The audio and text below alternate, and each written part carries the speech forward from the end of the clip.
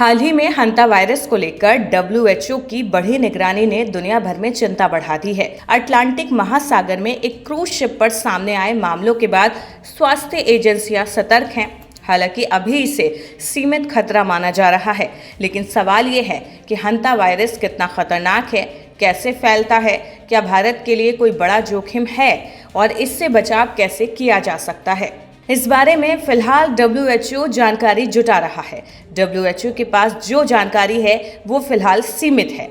हंता virus एक viral संक्रमण है जो मुख्य रूप से संक्रमित चूहों और उनसे दूषित धूल के संपर्क में आने से फैलता है। जब कोई व्यक्ति संक्रमित कणों को सांस के जरिए अंदर लेता है तो संक्रमण का खतरा बढ़ सकता है।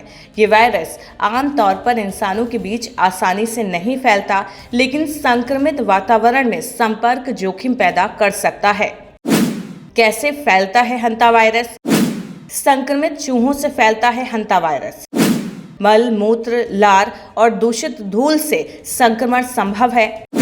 इंसान से इंसान में फैलाव बेहद सीमित। डब्ल्यूएचओ के मुताबिक फिलहाल भारत में हंता वायरस को लेकर बड़े स्तर पर खतरे की पुष्टि नहीं है, लेकिन विशेषज्ञ सतर्क रहने की सलाह दे रहे हैं क्योंकि ये वायरस संक्रमित चूहों या उनके संपर्क से फैल सकता है। इसलिए साफ सफाई का ध्यान रखना जरूरी माना जा रहा है। भारत जैसे बड़े और घनी आबादी वाले देश में किसी भी संक्रमण को लेकर सावधानी जरूरी होती है। घबराने के बजाय जागरूक रहना ज्यादा जरूरी है। स्वास्थ्य एजेंसियां भी इस स्थिति पर नजर बनाए हुए हैं। डब्ल्यूएचओ का कहना है कि हाल के मामलों की निगरानी की जा रही है। वायरस के संक्रमण पैटर्न को समझने के लिए जांच जारी है। कुछ मामलों में मौतें भी दर्ज की गई हैं, इसलिए स्वास्थ्य एजेंसियों को सतर्क रहने की सलाह दी गई है। हालांकि फिलहाल डब्ल्यूएचओ ने इसे व्यापक वैश्विक आपात स्थिति नहीं माना है। वहीं थाईलैंड में इसे लेकर कड़े नियम लागू हो गए हैं। थाईलैंड के स्वास्थ्य मंत्रालय ने निर्देश जारी किए।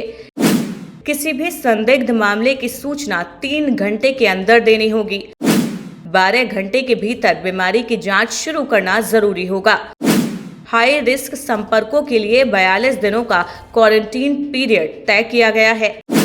अंतर्राष्ट्रीय प्रवेश द्वारों जैसे कि एयरपोर्ट्स और बंदरगाहों पर अब कड़ी निगरानी की जाएगी। भारत में अभी हंता वायरस के बड़े प्रकोप की पुष्टि नहीं है, लेकिन विशेषज्ञों का कहना है घनी आबादी और स्वच्छता चुनौतियों वाले क्षेत्रों में जागरूक रहना बेहद जरूरी है, खासकर उन जगहों पर जहां चूहों की संख्या अधिक हो या साफ सफाई कमजोर हो।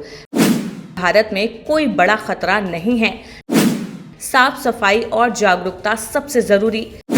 चूहों वाले क्षेत्रों से विशेष सतर्कता बरतें। हंता वायरस के शुरुआती लक्षण सामान्य फ्लू जैसे हो सकते हैं।